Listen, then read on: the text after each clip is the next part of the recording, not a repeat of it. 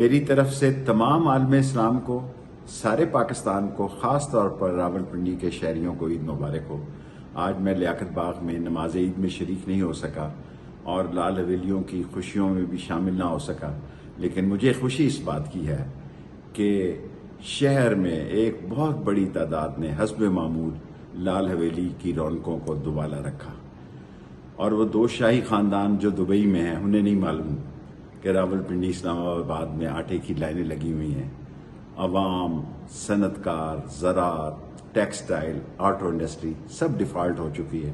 2 دن آپ کا انتظار ہے کہ IMF نے کیا کٹی کٹا نکالنا ہے، لیکن یہ یاد رکھیں جولائی اہم ترین مہینہ ہے۔ ہمارے ساتھ جو ہونا تھا وہ ہو رہا ہے، اس کے بعد آپ کی باری ہے۔ عدلیہ کے فیصلے آنے ہیں اور تاریخی فیصلے آنے ہیں انشاءاللہ تعالی۔ اور مجھے کیونکہ یہ ٹویٹ باہر جا کے دور جا کے کرنی پڑتی ہے، اس لیے میرا ٹویٹر سخت ترین دباؤ میں ہے، لیکن میں یہ 13 اگست تک جاری رکھنے کی کوشش کروں گا اگر میں مارا نہ گیا، کیونکہ یہ مجھے قتل کرنا چاہتے ہیں، اور یہ میں لکھ کر چیف جسٹس اور آرمی چیف اور دوسرے لوگوں کو دے چکا ہوں۔ اگر میں جیل نہ گیا اور مارا نہ گیا تو انشاءاللہ تعالی 13 اگست کی رات میرے خیال میں اس سے پہلے سیاست آر یا پار ہو چکی ہوگی، ان کی باری بھی آ چکی ہوگی۔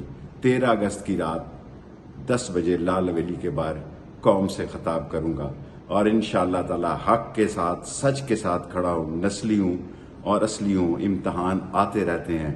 اللہ بہت بڑا ہے، دیر سویر ہوتی رہتی ہے، اللہ کے ہاں دیر ہو سکتی ہے، اندھیر نہیں۔ انشاءاللہ حق جیتے گا اور سچ جیتے گا، اور پاکستان کے لوگوں کو اس کرپٹ، ڈس آنیسٹ، سلگش، نانسنس، منی لانڈر، کمیشن خور مافیا سے نجات ملے گی، اور پاکستان آگے بڑھے گا، اور کالا کالا رسول اللہ کا جھنڈا بلند ہوگا۔